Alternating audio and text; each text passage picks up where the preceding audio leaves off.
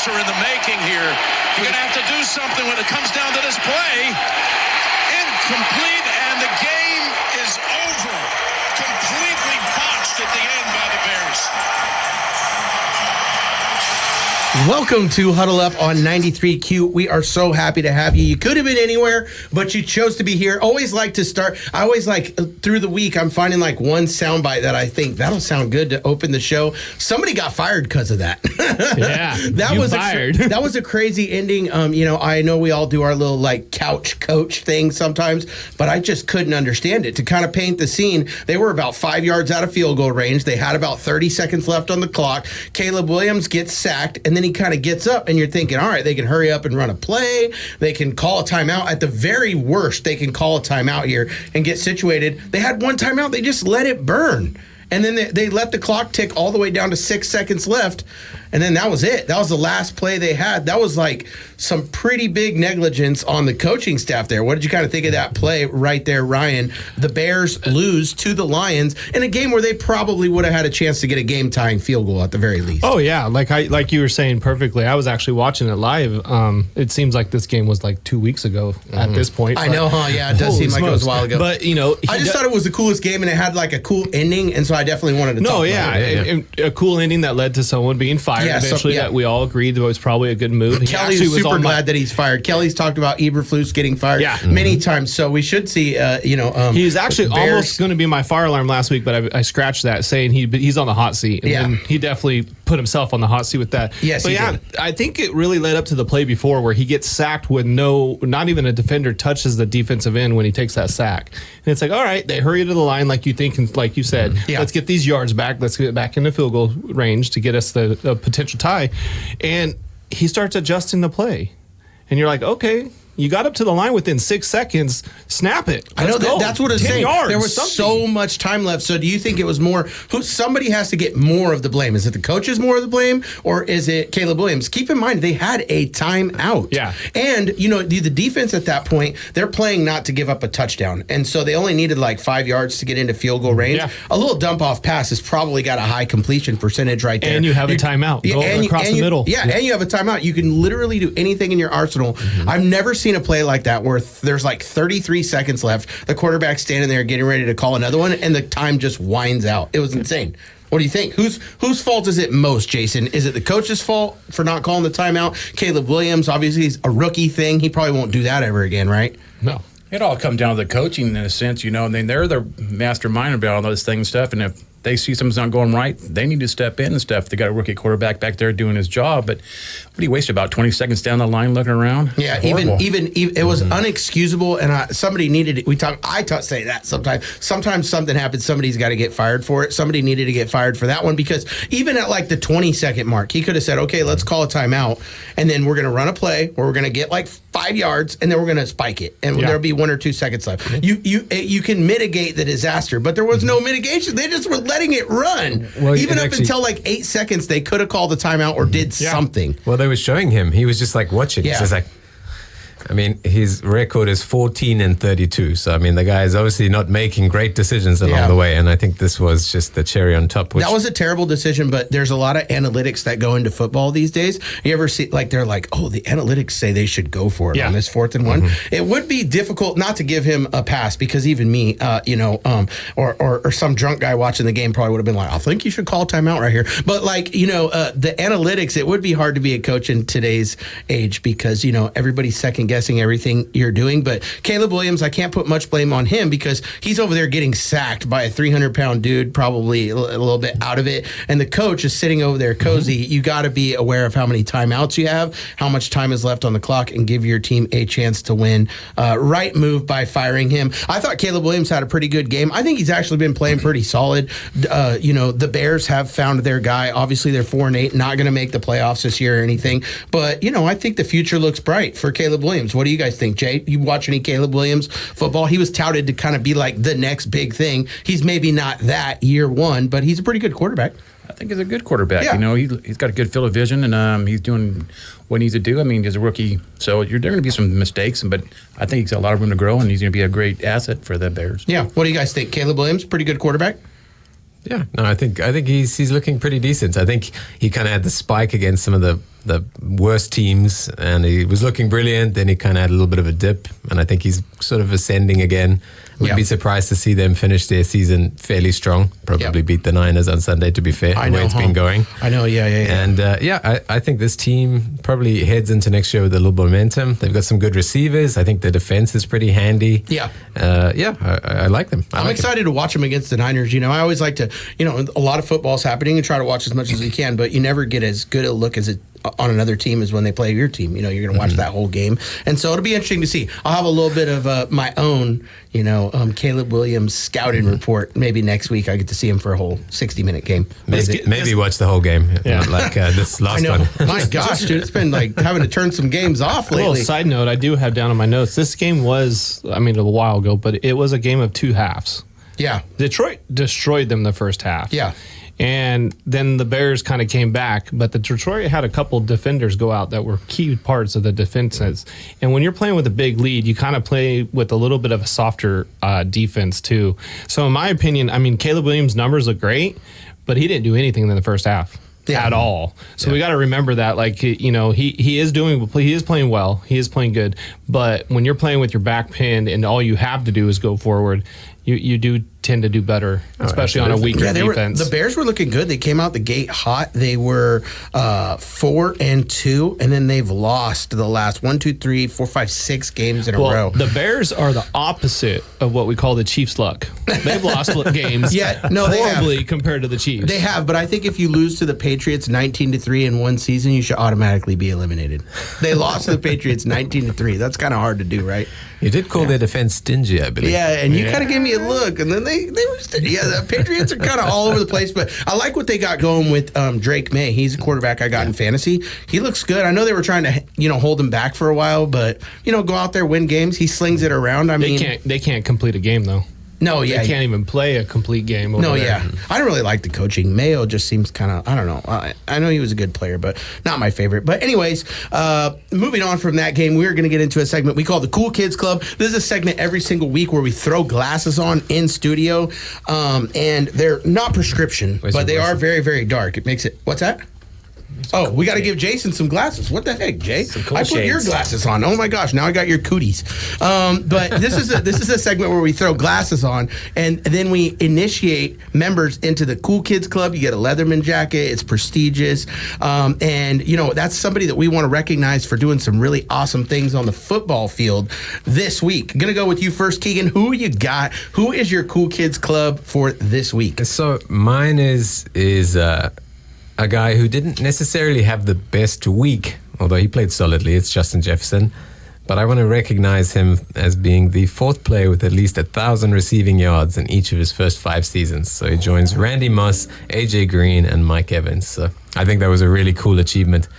And yes, welcome to the club. Yeah, no, Justin Jefferson, he's an amazing player to watch. I always like seeing those wide receivers. That wide receiver to me seems to be a difficult position to just take over the game because it's not just relying upon yourself. Like if you're a running back, you're going to get the ball. It's going to be a handoff. Chances are there's not going to be a lot of fumbles. You get the ball and then you dictate kind of what goes on. Wide receiver, you're beholden to the quarterback play and things like that and the defensive scheme and all this stuff. And so to be able to be a top guy always consistently there as a wide receiver, be bona fide like one of the top guys in the game, to me always speaks volumes because it's not a position that you can just dictate yourself. Jason, who you got? Who's your Cool Kids Club of the week? Initiate.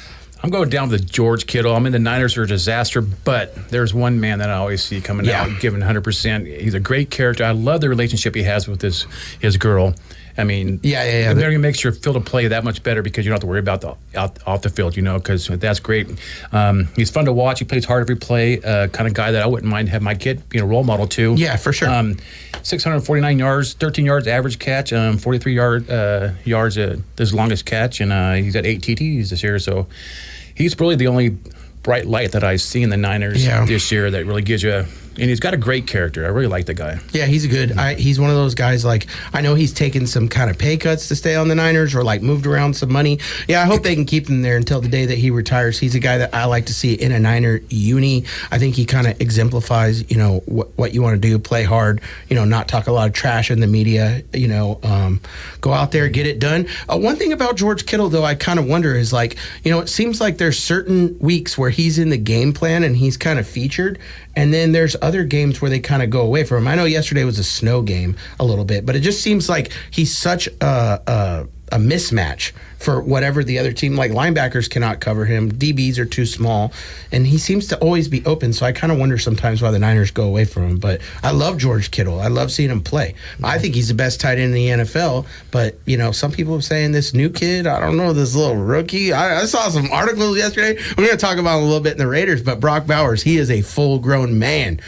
Ryan, who you got? Who is your cool kid? Are you guys for the okay week? with this? All right, a room full of Niners, but I gotta pull it out. Gosh, I gotta pull it out. You gotta represent, dude. That's after Josh Allen's jersey goes through the wash right there. Right here. This is my son's it's jersey, a miniature. by the It's way. his son's. I am not a Josh Allen for Bills sure. fan, but I will say on the Cool Kids Club, you got to represent Josh Allen after the game. Absolutely.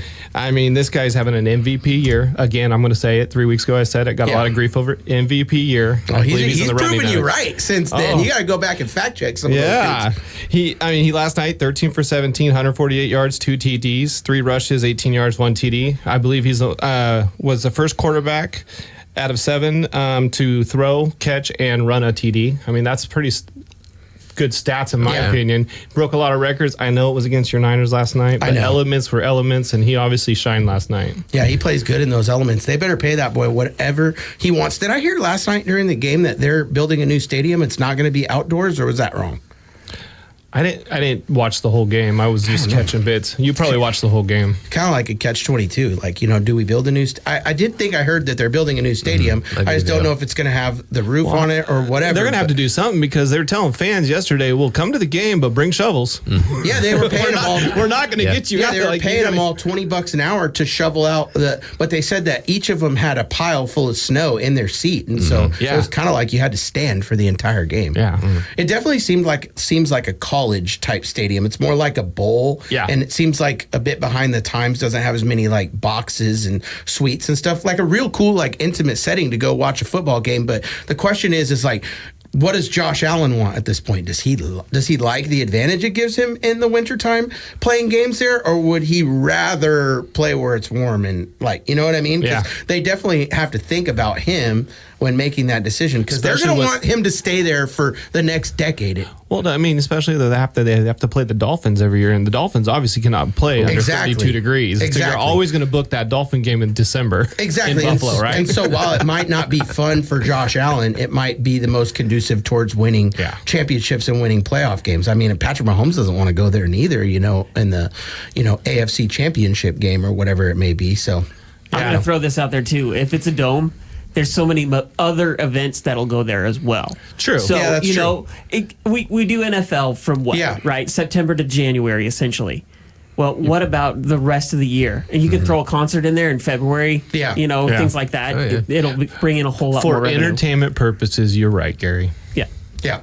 No, geographical location there in Buffalo, I don't really know like how close that is to New York City or anything or what's coming out there, but it seems like it's a different place. Like it's the a fans long ways. are It's on the other side of New York. Yeah. So, but Josh Allen. Allen's my pick, cool kid. Good pick. Club. Normally after a quarterback totally destroys my team, I'm kind of like salty. You want to with touch him. it? Yeah, I don't like them, but touch it. But him I couldn't be mad at. Yeah, I want to touch it. Yeah.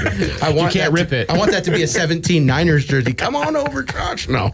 But my guy is Russell Wilson. I can't say enough good things about him. I guess I'm kind of partial to guys that used to beat up on us. Like when they go somewhere else, I just I don't know, I'm kind of in awe. But, the situation over there, it could have been ugly. I've talked about it many, many times here on the show. But yesterday, 29-38, 414 yards. He was just letting it sling. Another divisional opponent. Feels so bad for the Bengals. They're actually not that bad of a team, but they've lost a lot of close games and their defense just stinks.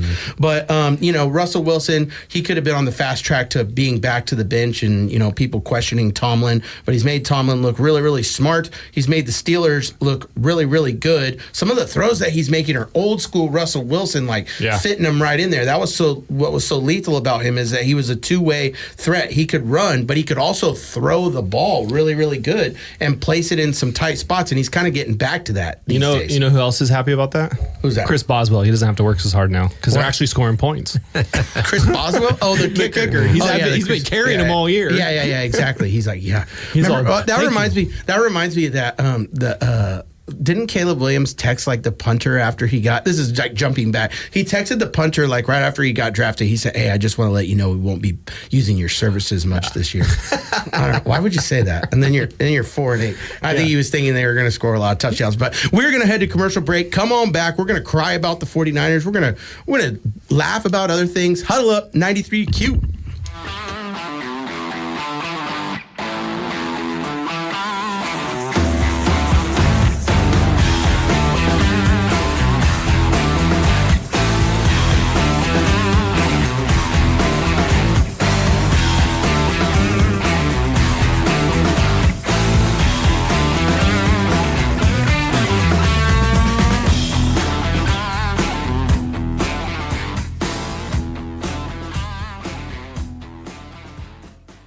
I'm Adam Avalos with eXp Realty. I'm a born and raised third-generation Yuba Sutter resident who has lived in the area all my life.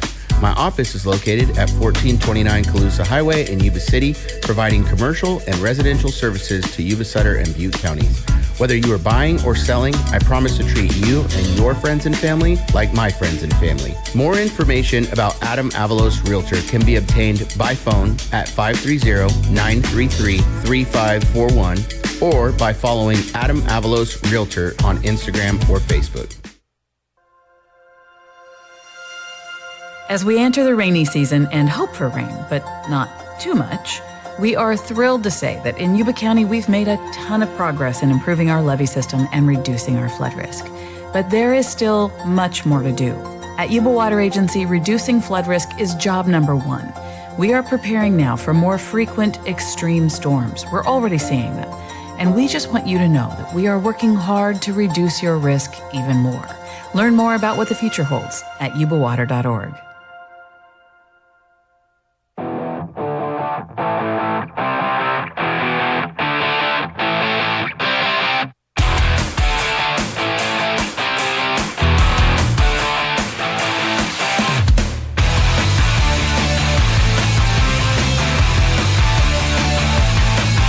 Welcome back to the show, Huddle Up on 93Q. This is part of the show. It's my favorite part. It's talking about a Niners loss the day after they lose. It's becoming common. I know, it's becoming much more common. I said this last week, but it's like, dream come true. Let's do a radio show where we talk about football. This will be awesome because my team is so great. They win all the time. And then literally the first year we have a radio show discussing football, the Niners could not be any more chaotic. Before we get into the... I don't think anybody on the show's team is that great. No, you're right. You're right. So guess what? Next year, it can only go up from here. You know what I mean? Yeah. Hopefully one of our teams will get the Dolphins, Cowboys. I mean, even those teams who we loosely know a lot of people who like the Cowboys, and none of them are good. None of them are good. It's I don't even know really Maybe the curse is you. Maybe the curse is me. Do we need to do a special dance to break the curse? The curse absolutely could be me because something's going on. I don't know whether it's in the water for the 49ers or what. The game yesterday was pretty bad, but what was even worse it's been this way all season. The games are bad. The news the next day is worse. Okay, and the Niners. I'm looking back. Remember the very first show we did before Monday Night Football, and all of a sudden we're here in studio and we get the news: Christian McCaffrey is not going to play Monday Night Football. When we look back at it, that was really the start of just a lot of bad juju that was coming. The start of the snowball at the top of the hill. If somebody would have told me what was going to happen, we might have just canceled the show right then and there. Just, you know what? Let's not do it. No, I'm just kidding. But I love football regardless. And, it's just time to pivot. It's got to be a different football season than it usually That's is. basketball. But yesterday after the game, so yeah, exactly. some more bad news happened in the fact that obviously Christian McCaffrey PCL strain probably done for the season, and then Keegan texted me earlier today. Mason is also out and on the IR. It's almost like you can't even make it up. Today, I sent you guys, we'll get into it a little bit before we get into the game, and I sent you guys a text. This has got, like, on a sad note, but Trent Williams, best left tackle in football, loses a child. Charvarius Ward played yesterday after losing a child, and he missed 2 weeks. It's just the hits keep coming for the 49ers. It's like, can we just get, like, a little break, a week off, like, where some stuff is not happening? But getting to the game, your cool kid was Josh Allen, unanimous. I think, I don't know, maybe is he your unanimous MVP at this point? Like him, Keegan? Yeah, I would say because I know Ryan, that was our guy. But Josh Allen, you can't take anything away from him. It was a blizzard. Looked pretty cool on TV. And Niners get blown out. What did you think of the game, Keegan? Or anything you want to speak on. I feel like there's so much going on with the Niners. There's so many things that you could say, whether it's the health, whether it's the the coaching staff, whether how they're using McCaffrey, Mason, the wide receivers. But what was your overall takeaway from the game? Anything you want to touch on Niners related or Bills? Sure. I thought the Bills played very well. that was pretty evident. I think Josh Allen had a great game once again. Puts the teams on his shoulder. I thought his running backs, James Cook and Ray Davis, played very nicely too. I think, obviously, as you mentioned before, the conditions favor the home team. Yeah. At Levi Stadium, we don't really get many snow days, so that obviously favored the Bills, but I felt like they game planned towards that, and they played a much more simple game that was effective, whereas I don't think that the Niners really adapted very well. Even on that fumble that Kyle Juszczyk had, it was kind of a little like, let's get a little cute with this. Fumble the ball, end up losing it. That fumble of Juszczyk was, I got to admit, it's been over for a little while now, probably over. The fumble by Juszczyk was when I said it's over now. Like it doesn't really matter what happens. I got my weekends back. That's it. It's over now. But I got a hot take though for you about the home field advantage and what I think was going to happen.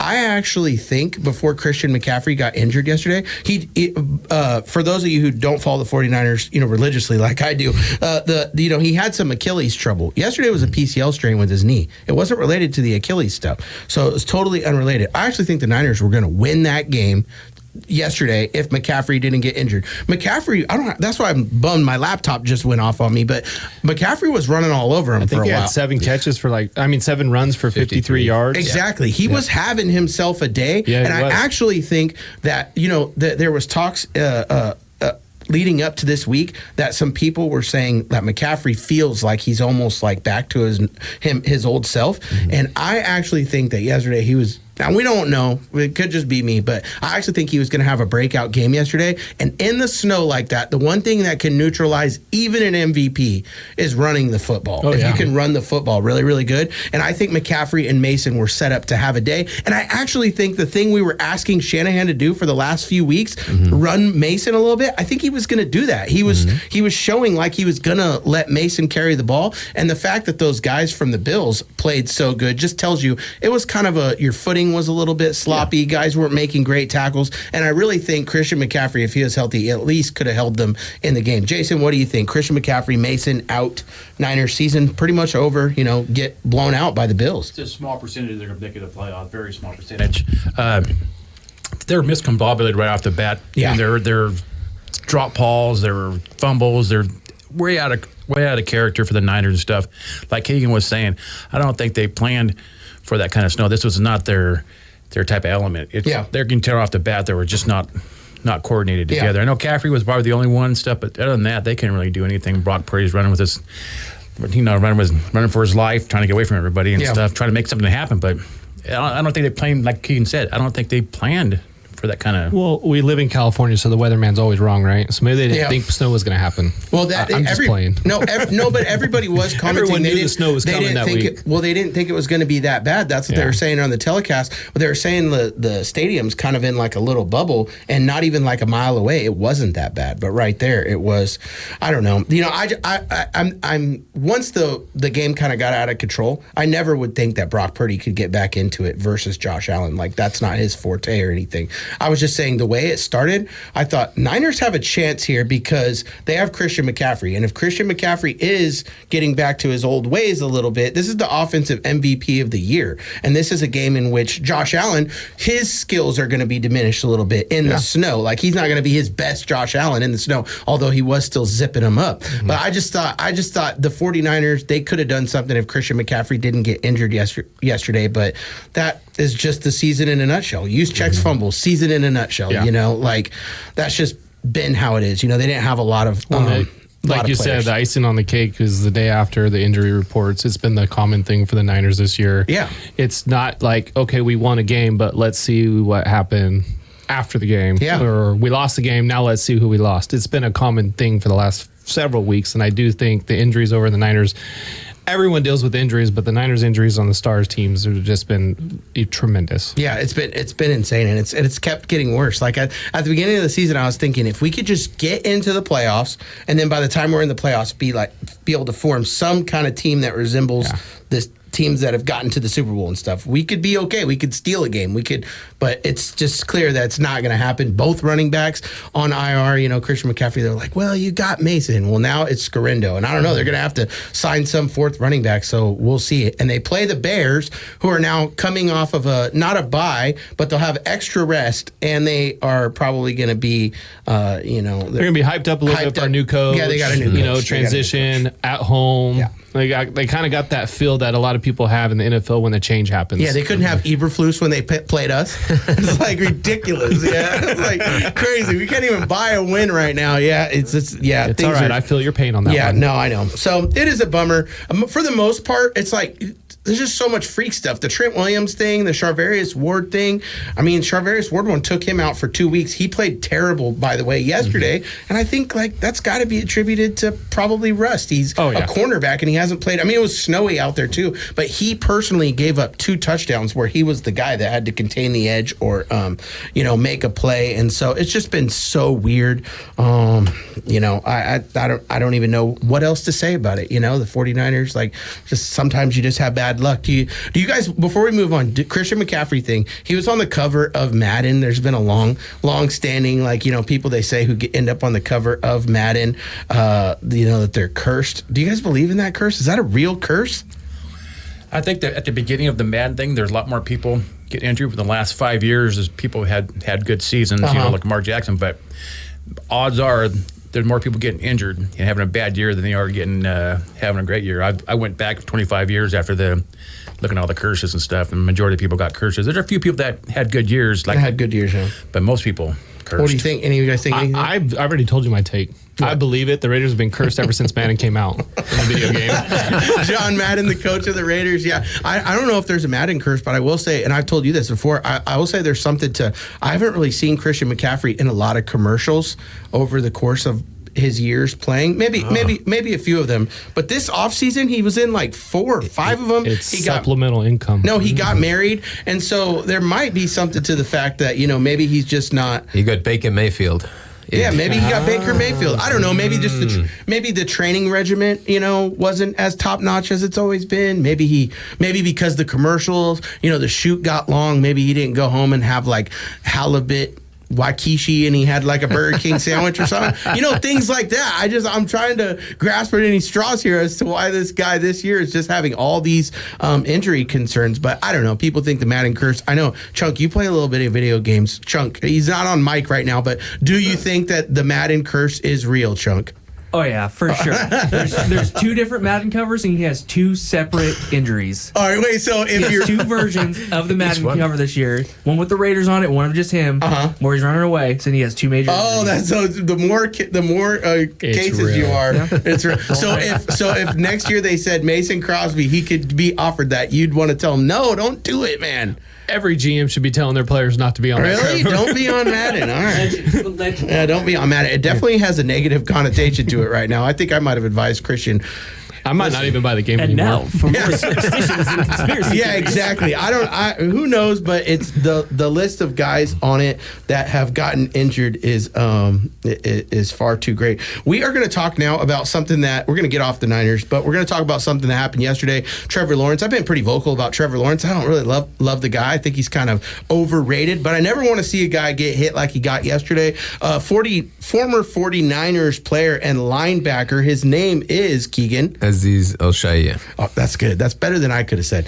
But Aziz Al-Shaair, we don't have the ability to do replay in here, but I'm sure a lot of you probably saw it. Trevor Lawrence is going to slide. He kind of forearm just shoves him into the ground, and he does the fencing posture. Helmet hits the ground. What do you kind of think about that? What does the fine need to be for a guy like that, Ryan? Should he miss a game? On my way in here, I was seeing that the NFL is probably going to suspend him a complete game for that hit. I mean, in today's NFL, he's going to be suspended. He's going to be fined. But what do you think? Dirty or no?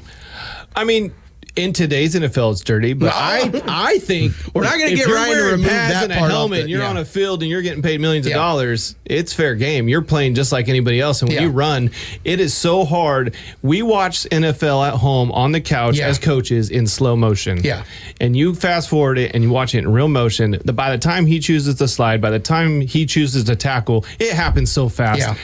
I don't like it. Yeah. I want to see them hit. I want to see them play. I want to see a game. Yeah. I get the injury sucks, and I'm that way. But for the last couple of years, I don't like this sitting at home, watching TV on the couch, watching the game in slow motion. We don't watch games like that. If we were at the stands there, you're right. That is a bang bang hit. That's like the third baseman throwing a ball to first base, bang bang, and we're all agreeing on it. No, you're and right. Then all of a sudden, that. it slows everything down to milliseconds, and we got to judge them off that. I don't like it. I think it was getting better in the NFL. I think the thing that kind of made it a little ticky-tacky now is the fact that now the quarterbacks know that they're watching them. So put a yellow jersey on them.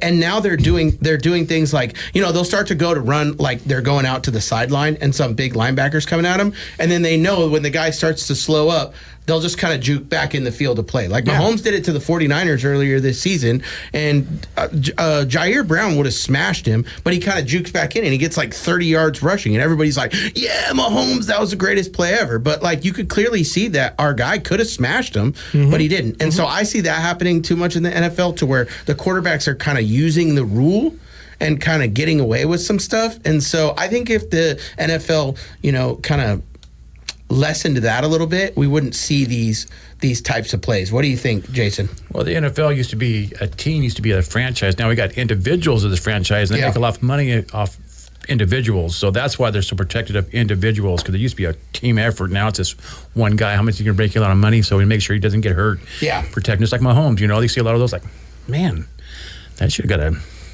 should have smashed him, but they let him go by it, So I believe that's why the NFL and the money avenue of the sports entertainment is you got to keep people entertained, and you got to keep your entertainers on the field. Yeah. If they're off the field, they're not going to get you. Yeah, I understand. Views. Keegan, what do you think? Did you see the hit? I did. I was actually watching that game live, huh? I was watching it live. Yeah. Awesome. Probably not really. It wasn't the best of games, but I think it was a dirty hit. I think Al-Shaair is kind of a chap who tends to get in the mix when it comes to a few dirty plays. I think you have to. It's a tricky one because obviously we've even spoken about these helmets and some of the head injuries and what it can do to later in life. The NFL has made a stance against these hits. The players have to work within the rules, and you have to look out for your player safety. It doesn't matter if it's your quarterback, if it's one of the wide receivers, one of the running backs. The guys have to not hit in the head and neck area. So. Yeah, he put out a statement. I was going to read it, but it's way too long. But, just saying that he plays the game as hard as he can. He's never had the intent to hurt anybody and stuff like that. I feel for him, too, because he's probably getting, like, a lot of backlash today. Like, he's out there headhunting, and like Ryan said, it's a bang-bang play. You're trying to smash the quarterback, like, it's a fine line between, like, obviously you don't want to concuss him, but you want to hurt him as bad as you can because he's the guy throwing the ball to the other team. And he doesn't get out of that pocket very often. No, and so when he's out, he's fair game. Exactly. With a legal hit, though.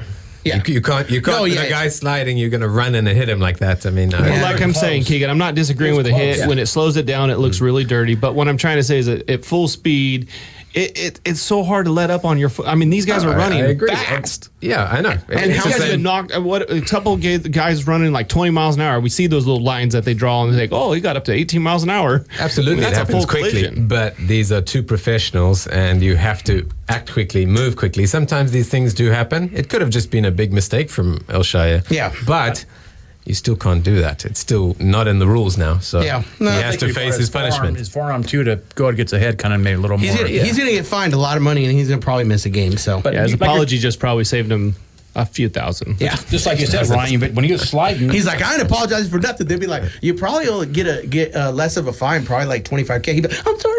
That's what I'll be. You know what I mean? Like, tell me $25,000 to apologize. I'll be whistling Dixie. You know what I mean? I'll be saying whatever. But you're right, Ryan. When he was sliding, you see that he slid way too late. I mean, how many times at the same time? Yeah, so how many times? I understand the forearm, the head, and stuff. But when you slide and you guys come to full speed.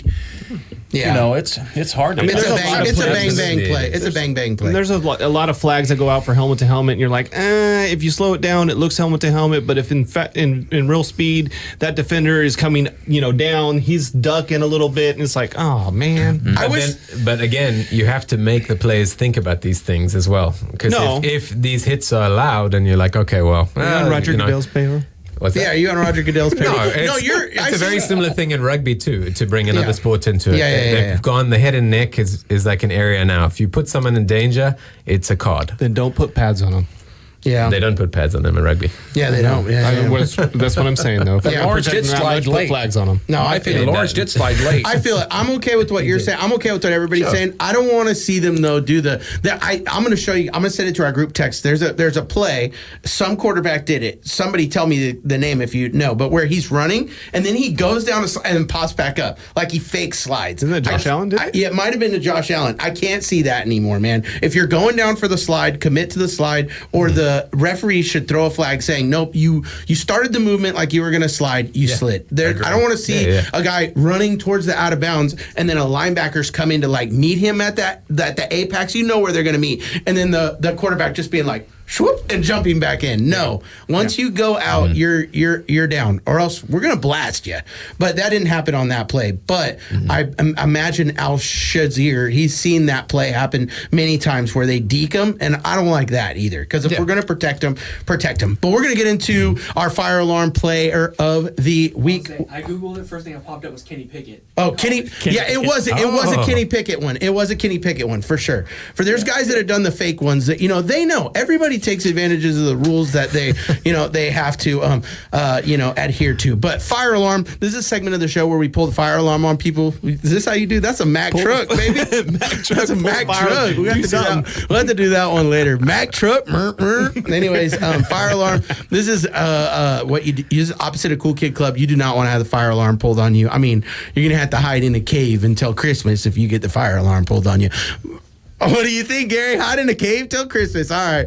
That's right where Aaron Rodgers wants to be. Ryan, yeah, exactly. No, the ayahuasca will be provided to you. No, Ryan. Let's go with you, Jay. Jay, who do you want to pull the fire alarm on? Who do you got to just tell us? I got to go with the 49ers coaching staff. I mean, right after the beginning of this season, they kept McCaffrey's injury quiet and stuff instead of, get us all hyped up and come back. Yeah. They knew he was injured and stuff. You got some really the defensive coordinator hiring that guy. I can't see why they got this guy out of nowhere and hired him. There's been really bad special teams play, a lot of key injuries. I get that too, but I think all in all that Shanahan made some really bonehead decisions this year too. This is a year that we needed it. We didn't need to bring this new guy into defense coordinator and stuff. We can see the defense ain't what it used to be, and the special teams have been punt returns to muffin stuff up. So I mean, there's a lot of key elements that are team-oriented that goes down to the coaching staff, in my opinion. Yeah, and KG plays. I think this is the year, and this is going to sound like a Niner homer thing, but where the being too good has kind of caught up to them a little bit in this year. Guys have played a lot of games, meaningful games. Guys have played more minutes than other people, like I said, in postseason games. And then their coaching carousel has gotten picked through.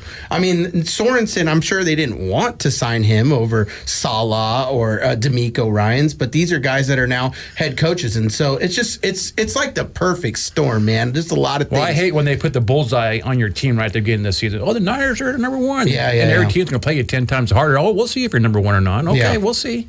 But coaching staff of the Niners, I agree. I'm not loving it this season. It's been better other seasons. Keegan, who you got? Who you pulling the fire alarm on? So I'm pulling the fire alarm on a player, and I've actually been watching quite a few Minnesota Vikings games this year, just because I have a few of the guys on my fantasy team. For sure.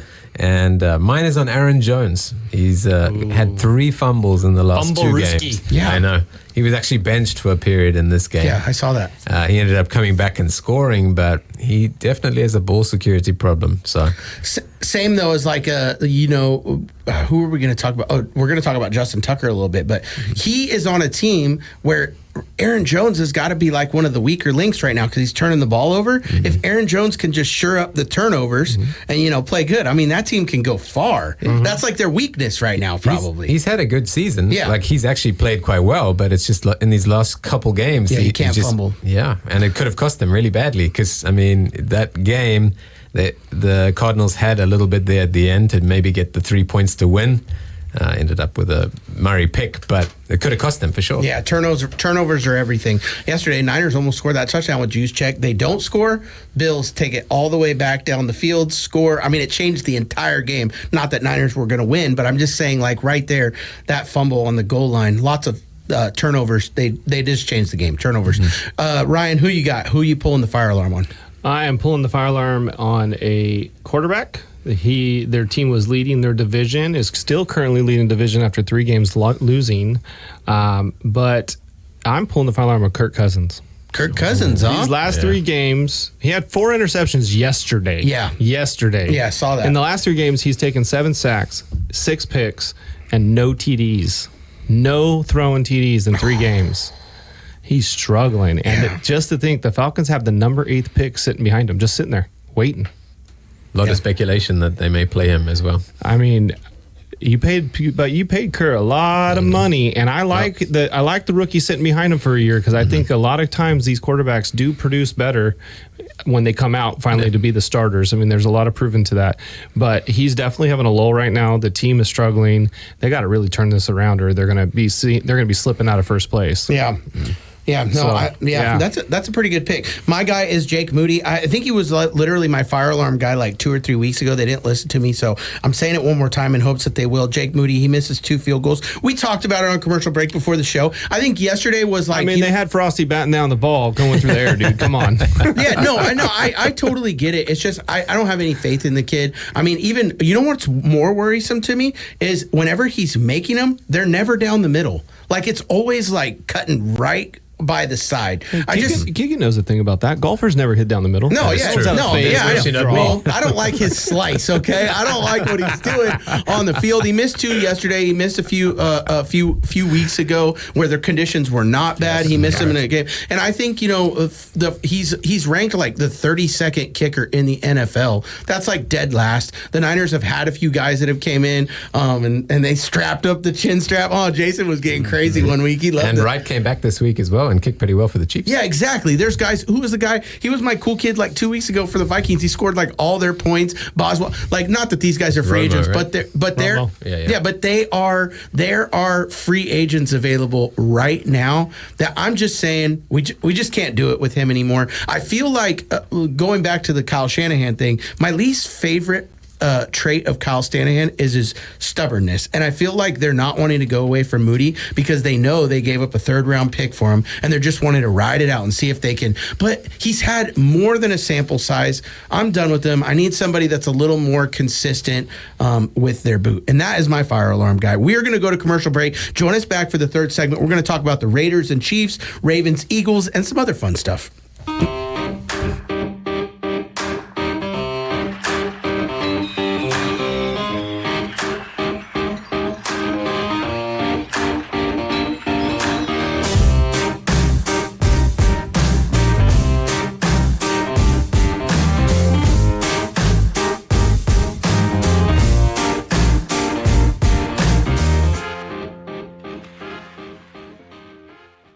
I'm Adam Avalos with eXp Realty. I'm a born and raised third-generation Yuba Sutter resident who has lived in the area all my life. My office is located at 1429 Colusa Highway in Yuba City, providing commercial and residential services to Yuba Sutter and Butte counties.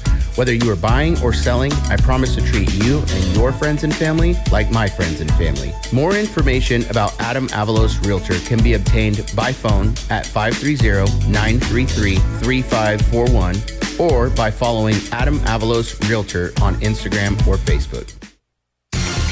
Here comes your local weather forecast from community-supported 93Q. Tonight, our skies will be mostly clear with a low around 41 and a calm wind. Then sunny tomorrow with a high near 62 and a northwest wind at 4 miles an hour. And Wednesday will be sunny with a high near 61. Our weather will be dry and quiet all this week. A system of high pressure is the dominant feature in our conditions. Winds will be out of the north at 3 to 5 miles an hour with clear skies. Our afternoon temperatures will top out in the low 60s with nighttime lows in the low to mid 40s. And those conditions will continue all the way to Sunday. This weather forecast is sponsored by Yuba Water Agency at yubawater.org, investing in Yuba County and significantly reducing your flood risk. I'm Kurt Baird. Thanks for listening to 93 Community Radio, and have a good evening.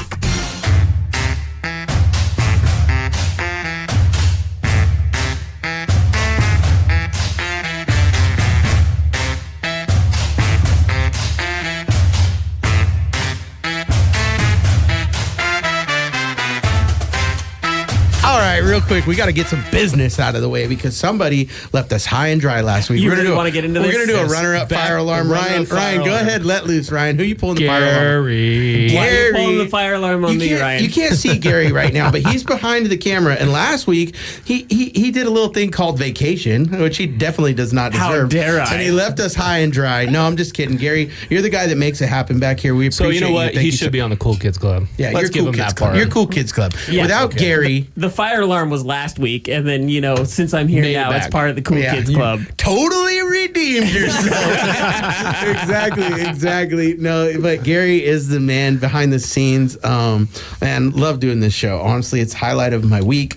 It always makes me feel better. Niners lose, and then get to come in here, vent about it a little bit, talk to the boys. Some of us here are Niners fans, and we talk about it a little bit. Wanted to talk though about the Chiefs Raiders game, and specifically, there's something I want to talk about at the tail end of this that we're gonna segue into. But obviously, Chiefs Raiders play gets to the end. Aiden O'Connell, he has a chance to get them into field goal range, and then a false start happens or something. Ryan, why don't you tell me what happened at the very end of that game? What was I watching, and what's the official ruling? What should have happened?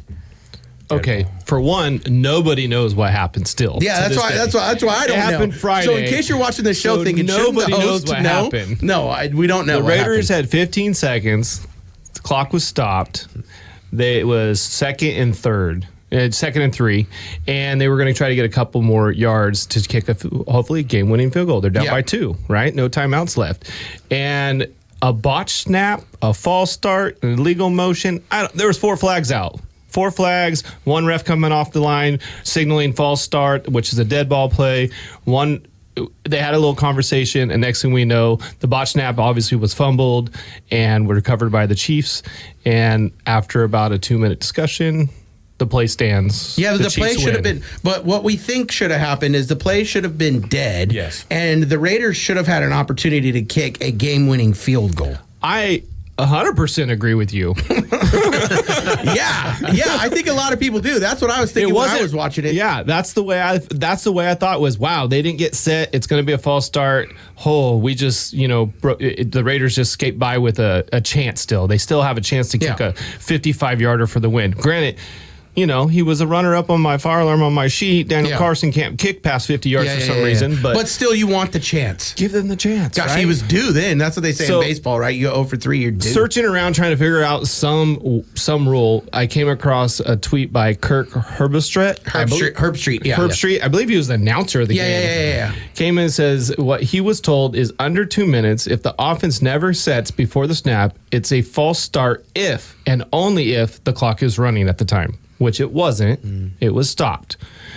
If the clock is stopped and it was there, then it's an illegal shift, a live ball foul, and the play continues. So then they're saying it was the right call. Because based on what they called on the field. Question though, what color was the undershirt for the refs? I know. There's so many like memes of people saying, "Oh, I got my new Chiefs jersey," and then they open the box and it's a referee jersey, and then they go. So it brings me to Raiders. I mean, Raiders are out of it. Chiefs are very much in it. So the game didn't mean anything but you still want your team to win, right? Chung, I'm looking at Chunk. He's like, "Heck yeah, we want to win. We want all." But like going back to you guys, then like I want to talk about, and Jason wanted to talk about this topic too a little bit. So we're gonna dive in, Jay. Let loose. But before we talk about is the NFL itself rigged, scripted, whatever the case may be, I want to ask you, are the Chiefs, is it rigged for the Chiefs? Like, how does this keep happening? I'll admit, like, okay, maybe there's some leeway on that call. There's been other calls this season where it's like, all right, the Bengals guy clearly did some pass interference on the Chiefs player. But it's always happening at the time where it's like the Chiefs need something to get them to bail out, and then that play happens and the Chiefs win the game. Jason, what do you think? We got to understand this is sports entertainment. Where am I going to get my money out of? And, last year when the Niners played the Chiefs in the Super Bowl, where am I going to get more money at entertainment-wise? Travis Kelce and Taylor Swift kissing at the Super Bowl trophy or the Niners? I'm going to get more money out of Taylor Swift and Travis Kelce at the end of the game. That's where you got to look at the money aspect. And Vegas has a lot of money tied up in these NFL games. And there's more betting avenues than ever. And so you think the Raiders would have a... Now they say they're in Vegas. They say that they're not. They can't do that, but legally, how does that work? Fans aren't going to watch it anymore if you come out and boldly do it. But the way the cameras are, LAHD screens and stuff out there, there's no way there should be any controversial calls whatsoever in the NFL anymore. We got every angle, we got every eye in the sky. Not crime. The problem is if they do a little tweak here, a little tweak there, a little tweak there to get somebody into makes more money out of it, then if they did that way and had eyes in the sky, where then they couldn't tweak it like they do. I'm not against what you're saying. In fact, I think there's a lot of truth to that. If I'm making the script and if I'm creating the NFL movie that makes people most excited, I'm not having the Chiefs just win all the time. I'm making it to where they lose every once in a while, to like build up the height. But it just seemed like, dude, like all the calls go their way. Like what about that Niner game we watched with the Seahawks? I mean, it hit its finger and that should have been our ball. When they did that. That was them. They don't have HD screens. That was bad. Out of here. That was bad. We were watching out of here. when they come back after the break and they said that they didn't have access to the high def. Get out of here. Well, how do you and how do I do? And you don't right there. But that was a tablet on the sideline. There's just no controversial calls anymore. I feel like the Niners get some calls and they don't get some calls. Like it's like fairly even. Maybe the Niners even get a few more. Maybe, but the Chiefs seem to always be on the reciprocating end of getting the calls. But what do you think, Keegan? Maybe they've had a few calls that have gone their way for sure. Maybe. No, I'm just saying. Yeah, and that tends to go with like the rub of the green, right? The guys that are being successful, that tends to go your way a little bit. Yeah, fair. But they've made some plays that have been very good. And when they blocked that field goal against Denver. Likely when he stuck his toe out, that had nothing to do with the bad call. That was the right call that was made. They did make a good play on this one as well. Actually, there was more Aiden O'Connell. I'm going to sit. Well recovered. I want to send you guys a video later, but I want to ask if you think it's this or that. Mm-hmm. Is it the NFL or is it just the officials by themselves as the individuals? There's this funny clip of Michael Jordan when he played with the Wizards and maybe he's with the Bulls. I take it back. But anyways, he's standing there and then he's kind of coming back and the referee's there at half court and he's like, "Man, that guy fouled me." And the referee's like, "Did he, Michael? I didn't see him foul you, Michael." And then he's like, "Yeah, he hit my hand when I was going up." And he's like, "Really?" And he's like, I totally believe you, Michael." And then he goes, "Brrr," and then he gives the guy a foul, right? And it was like at that point in his career, Michael Jordan had just earned enough. Like if he says it's a foul, that guy's going to blow the whistle, right? And is that it with Mahomes? Do you think the referees out there, there's any slight bias to I kind of like this Mahomes kid? Like when they're out there watching him play, do they like him? Does it make them want? I agree 100%. There's a lot of bias in the NFL. Yeah. And there's been studies about that, momentum changing penalties that cost teams. There's been all kinds of studies. And I'm not over here ranting as a Raider fan. But you don't think it's the NFL, you think it's the individual referees in these cases. Well, I think the NFL, I don't think it's scripted. There is way too many people involved in the NFL and on teams and everywhere around to not be 100% scripted. one referee could let his bias change the entire game. Yeah, we're human. Yeah, we're human. Of course. I mean, everyone has a favorite team. I'd freaking be like, on Patrick Mahomes all the time. You can't tell me there's no bias here. That was legit. Patrick Mahomes, you foul. You can't tell me that every ref out there as a little kid grew up without a fan as a favorite team, and that he became a ref. Like his favorite person was the back judge. Come on now. But yeah, I think there's some bias, but that's the kind of the fine line, right? That we have to play. But there's been a lot of calls. And you're watching games. I know you guys have watched a lot of football, and there's a lot of games where sometimes you're like, ooh, 3rd and 15. They get out of this momentum's changing, and all of a sudden, 5-yard intentional illegal contact. You're like, are you kidding me? Well, and I like a gimme call. Like, in the NBA, sometimes they'll miss a bad foul, and then, they'll call that foul like a few minutes later, and it's like a makeup call. I like that, but, Didn't that official in the NBA, what the Kings and Lakers played, didn't he get caught for cheating? He got in big trouble. 2 years in prison. Now he gets to keep his $20 million. So is it possible? Absolutely. Anytime you got gambling and money involved, absolutely possible. That's why it's sports entertainment. So I'm not saying it's scripted as WWE, but like you said, a little false start here, a little false there, get the momentum there, getting changed. So, but how much money did Taylor Swift bring into the Chiefs last year? Yeah, is there a fear of the Swiftie army as well? I don't know, but if that is the case, though. If that is the case, though, they need to get rid of that stuff. Hopefully, there's no cheating in the NFL, because if we do find out there's that's what it said. If there is, people won't watch it. Because if we find out there's like absolute cheating, they'll taint the sport. That's what happened to boxing. Nobody watches boxing anymore because too many times people take the fall. Then why are they? And everyone just watched the last boxing match, and everyone felt the same then. I don't know, but I'm watching the clock here. Want to get to one more segment because it's a new segment. It's where we just get something off our chest. We're just gonna get something off our chest. Whatever it is that you want to say, the floor is yours for about 30 seconds, I'm thinking here, Gary. 30 seconds, everybody. Whatever you want to say, get it off your chest from the week of football. Keegan, let's go with you. Get it off your chest, man. This is going to be deep, a big sigh. Well, just a sigh. One thing that I kind of had a chat with my friend Frank today, and Jason touched on it. I haven't been very impressed with with the Niners, with Kyle Shanahan. I think you've seen a couple people like Kevin O'Connell, LaFleur. They've adapted to situations that haven't been ideal. Preach it, dude. Come on. When Shanahan has not had the ideal conditions, much like McDaniel as well, these guys can't seem to function. So I think they really need to look at that, and definitely they need to look at the defense. Supposedly the greatest innovator offensive mind in football is not very innovative, and he will not change. I'm going to vote for Keegan for GM. Yeah, I like Keegan for GM. Yeah. What do you got to get off your chest, Ryan? The Raiders made a mistake on the starting quarterback from the beginning. It should have been Aiden O'Connell the whole season. Like I said at the beginning of the season, I think he's way more poised in the pocket. Gardner Minshew cannot run that offense. He's throwing so many picks. He doesn't look like a Pro Bowl quarterback from last year at all. Aiden O'Connell came in yesterday and he balled out. He was the best quarterback on that field on the other day. Well, so season's not totally a wash if you find out Aiden O'Connell's your guy. Yeah, I think he is the guy for the rest of the season. What do you think, Chunk? He had an injury. Same. Chunk says same. Raiders fan over here. Chunk says same. They like Aiden O'Connell. They want to ride out with them the rest of the year. Jason, what are you griping about? What do you got on your chest, brother? I think it's that the Niners need to go back to the chalkboard and go back to the rebuilding stage, where everybody that got paid seems like they lacked off their intensity, and so we need to, everybody's getting older and stuff, so we got a good quarterback. I'm satisfied with Brock Purdy, but everybody's getting older, so we need to go back to the drawing board and start getting things back good. And again, I want to appreciate each and every one of you for allowing this, and thanks for having me on this show. I really absolutely. You're welcome anytime. Last thing, real quick, what I want to get off my chest is the schedule makers. 49ers are about to play the Bears this week, but this week against the Bills, the Bears after the Eberflus firing, so they're going to get a jolt from that. This game against the Bills this week was the 4th time this season the Niners have had to play an opponent coming off of their bye week. The next team next to them has had to do it twice. So the Niners have had to do it 4 times. That is completely unfair. It wouldn't have changed anything. I'm just saying, the Niners are every single week, they don't need more stuff. So let's have it to where they're not playing 4 teams that are coming off of their bye. Coming off the bye is a distinct advantage. I don't care what anybody says. And the Niners have had to do it 4 times against teams that are really, really good. That's what I wanted to get off my chest. Thank you guys so much for joining us. 93Q Huddle Up. Come back next week.